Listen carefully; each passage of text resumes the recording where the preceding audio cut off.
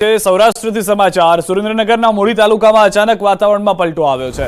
સરા સહિતના ગ્રામ્ય વિસ્તારોમાં વાતાવરણમાં પલટો આવ્યો છે। અસહ્ય ઉકળાટ અને ગરમી બાદ વરસાદનું આગમન થયું છે। વરસાદના આગમનથી ખેડૂતોમાં આનંદની લાગણી ફેલાઈ ગઈ છે। લાંબા સમયથી જે ખેડૂતો રાહ જોઈ રહ્યા હતા તે ચોમાસું જે છે તે ધીમે ધીમે આગળ વધી રહ્યું છે। સમય કરતાં પહેલું આવી ગયું હતું ચોમાસું, પરંતુ થોડું નિષ્ક્રિય થયા હોવાના સમાચાર। અને ત્યારબાદ સુરેન્દ્રનગરના મૂળી તાલુકાના દ્રશ્યો કે જ્યાં આગળ નદીઓ વહેતી હોય તેવા નાના નાના વિસ્તારની અંદરના દ્રશ્યો જોવા મળ્યા છે।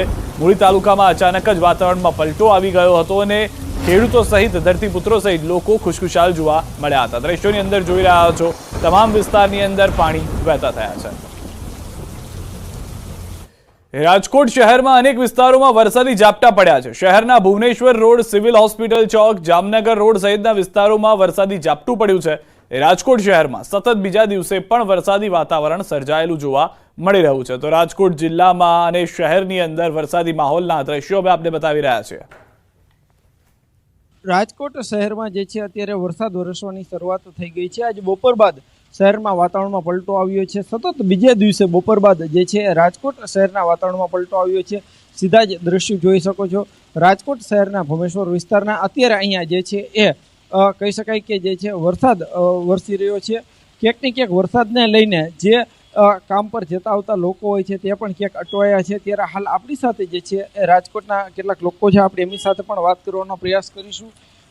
શું કહેશો કાકા, અત્યારે વરસાદ આવી રહ્યો છે?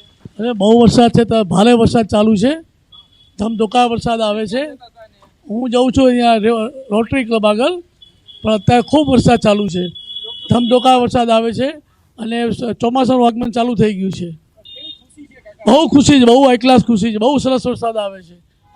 કહી શકાય કે ક્યાંક ને ક્યાંક રાજકોટમાં જે છે એ વરસાદના આગમનના કારણે જે છે લોકોમાં પણ ક્યાંક ખુશી જોવા મળી રહી છે। વાત કરવામાં આવે તો જે છે એ વરસાદ વરસતા જ જે છે લોકોમાં પણ ક્યાંક જે છે આનંદ જોવા મળી રહ્યો છે। કેટલાક લોકો પોતાના કામ ધંધા માટે બહાર નીકળ્યા હતા, પરંતુ અત્યારે વરસાદ આવતા કોઈને કોઈ જે છે જગ્યાએ ઊભા રહી ગયા છે। તો બીજી તરફ ક્યાંક ટ્રાફિકના દ્રશ્યો પણ જોવા મળી રહ્યા છે। સીધા જ જે દ્રશ્યો છે આ તરફ રાજકોટથી વધુ એક મહત્વના સમાચાર। ગેમિંગ ઝોન દુર્ઘટના મુદ્દે સરકાર મહત્વના પગલાં ઉઠાવવા જઈ રહી છે।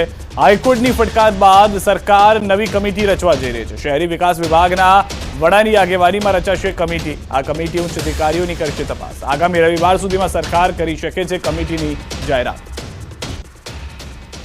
વધુ માહિતી ન્યૂઝ 18 સંવાદદાતા ગીતા પાસેથી મેળવીશું। ગીતા, જે રીતે સમાચાર છે ડીજીપીથી લઈને અન્ય અધિકારીઓનો પણ સમાવેશ થઈ શકે છે, શું મહત્વની ભૂમિકા રહેશે આ કમિટીની?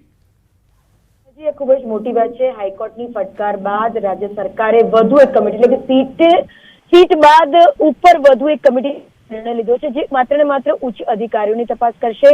હાલ સીટ દ્વારા ઉચ્ચ અધિકારીઓને પૂછપરછ માટે સમન્સ મોકલવામાં આવે છે, પરંતુ મહત્વની વાત એ છે સિદ્ધાર્થ કે મોટા અધિકારીઓ, ઉચ્ચ અધિકારીઓ આ સીટને પણ દાદ નથી આપી રહ્યા। તેઓનું કહેવું છે કે સીટના જે સુભાષ ત્રિવેદી છે જેમના વડપણ હેઠળ આ તપાસ ચાલી રહી છે તે જુનિયર અધિકારી છે તેમના કરતા, અને માટે જુનિયર અધિકારી સામે એઝ અ સિનિયર તેઓ તપાસ માટે હાજર નહીં રહે। અંગત સૂત્રોના જણાવ્યા મુજબ આ કારણોને લઈને રાજ્ય સરકારે નવી કમિટી બનાવવાની ફરજ પડી છે, અને આ કમિટીમાં જે શહેરી વિકાસ વિભાગ છે તેના વડા અશ્વિની કુમારની આગેવાનીમાં આ કમિટી રચાશે, અને તેમાં તમામ ઉચ્ચ અધિકારીઓ સામેલ હશે। એટલે એવું બની શકે કે કદાચ એસીએસ લેવલના, ડીજીપી લેવલના અધિકારીઓ આ તપાસ કમિટીમાં સામેલ થાય।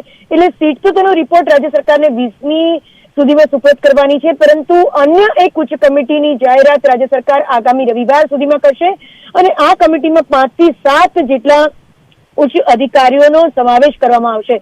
હું આપને એ પણ જણાવવા માંગીશ કે સીટ સમક્ષ જે પીઆઈ લેવલના અધિકારી દરમિયાન ઉપસ્થિત થયા હતા તેઓ જણાવ્યું હતું કે તેમણે આ ગેમિંગ ઝોનને લીલી ઝંડી નહીં આપવા માંડે કેટલાક પોઈન્ટ્સ નોટ ડાઉન કર્યા હતા, નોટિંગ પર મૂકેલા હતા, અને તેમ છતાં પણ કમિશનર દ્વારા આને મંજૂરી આપવામાં આવી છે, અને એ ફાઇલની તપાસ કરવામાં આવે, એ ફાઇલ મંગાવવામાં આવે।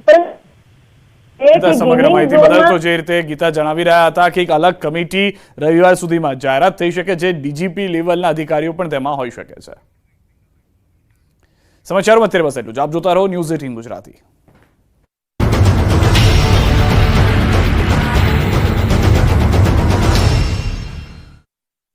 કોંગ્રેસના ગેનીબેન વાવ સીટ પરથી ધારાસભ્ય હતા. નિયમ મુજબ ચૂંટાયાના 14 દિવસમાં રાજીનામું આપવાનું હોવાથી ગેનીબેને વિધાનસભા અધ્યક્ષ શંકર ચૌધરીને રાજીનામું આપ્યું. આ રાજીનામા સાથે જ હવે વાવ બેઠક ખાલી પડી છે, જેને લઈને વાવ બેઠક પર કોંગ્રેસના ઉમેદવાર કોણ તેની અટકળો શરૂ થઈ છે.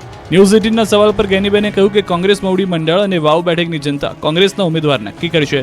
વાવ બેઠકના ધારાસભ્ય પદેથી રાજીનામું આપ્યા બાદ ગેનીબેન ઠાકોરે ધારાસભ્ય તરીકે 2 ટર્મ મોકો આપવા બદલ મતદારોનો આભાર માન્યો. કહ્યું કે વિધાનસભા હોય કે લોકસભા હોય, ગુજરાતના હિતની વાત હોય કે દેશની વાત હોય, ત્યારે સર્વપક્ષીય લોકોની સુખાકારી માટે સાથે મળીને કામ કરીશું. આ સાથે જ વિધાનસભા ગૃહમાં કોંગ્રેસનું સંખ્યાબળ 13 થી ઘટીને 12 થઈ ગયું.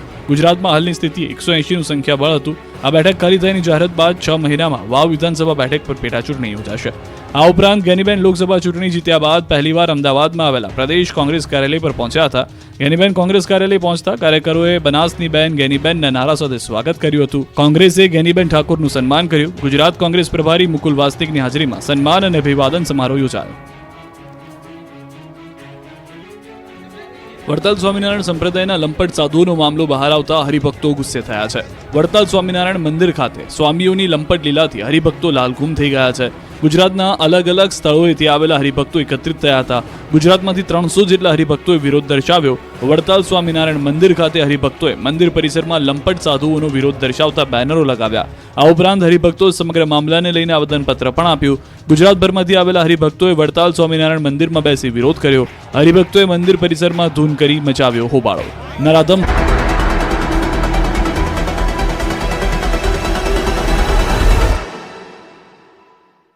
આજ છે ગુજરાતનો ખરો સ્વાદ. બસ આટલું રાખો યાદ. સ્પાયરન મસાલા. રાજકોટ ગેમિંગ ઝોન દુર્ઘટના મુદ્દે સરકાર ઉઠાવશે મોટા પગલાં. હાઈકોર્ટની ફટકાર બાદ સરકાર રચશે નવી કમિટી. આગામી 5 દિવસ રાજ્યમાં વરસાદની હવામાન વિભાગની આગાહી. ડાંગ, રાજકોટમાં વરસાદી ઝાપટા. આજે અમદાવાદમાં પણ પડી શકે વરસાદ.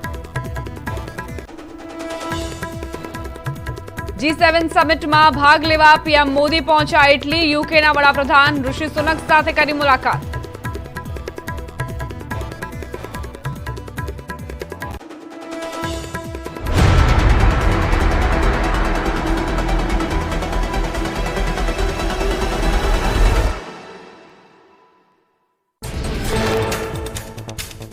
ડાંગ જિલ્લામાં ચોમાસાની ધમાકેદાર એન્ટ્રી. વીજળીના કડાકા ભડાકા સાથે વરસાદી માહોલ છવાયો. વઘઈ સહિતના વિસ્તારોમાં વરસાદ વહેલો આવતા ખેડૂતોમાં ખુશીનો માહોલ છવાયો. રાજકોટ શહેરમાં અનેક વિસ્તારોમાં વરસાદી ઝાપટું પડ્યું. શહેરના ભુવનેશ્વર રોડ, સિવિલ હોસ્પિટલ ચોક, જામનગર રોડ સહિતના વિસ્તારોમાં વરસાદી ઝાપટું પડ્યું. રાજકોટ શહેરમાં સતત બીજા દિવસે પણ વરસાદી વાતાવરણ સર્જાયું. ધમધોકતા તડકા બાદ સુરત જિલ્લામાં વરસાદ વરસ્યો. પલસાણા, ચલથાણ, કડોદરા, તાતીથૈયા સહિતના ગામડાઓમાં મેઘરાજા મહેરબાન બન્યા. વરસાદ પડતા અસહ્ય ગરમીથી છુટકારો મળતા લોકોએ હાશકારો અનુભવ્યો. વરસાદની રાહ જોતા ખેડૂતોમાં પણ ખુશીનો માહોલ. દક્ષિણ ગુજરાતમાં વરસાદી માહોલ છવાયો. સુરતમાં વરસાદના ધમાકેદાર આગમનથી વાતાવરણ ઠંડુગાર. લોકોને ગરમીથી મળી આંશિક રાહત. ડાંગમાં આહવાના ગલકુંડ વિસ્તારમાં આભ ફાટ્યું. ડુંગર પર ભારે વરસાદ થતા ખાપરી નદીમાં ઘોડાપૂર. નદીમાં અચાનક પૂર આવતા લોકો પણ આશ્ચર્યમાં મુકાયા. ડુબાઉ કોઝવે પર નદીના પૂર ફરી વળતા વાહન વ્યવહાર ઠપ થયો. મહારાષ્ટ્રના મુંબઈમાં જામ્યો વરસાદી માહોલ. કાળા ડિબાંગ વાદળો વચ્ચે થઈ મેઘમહેર. ધોધમાર વરસાદ પડતા વાતાવરણમાં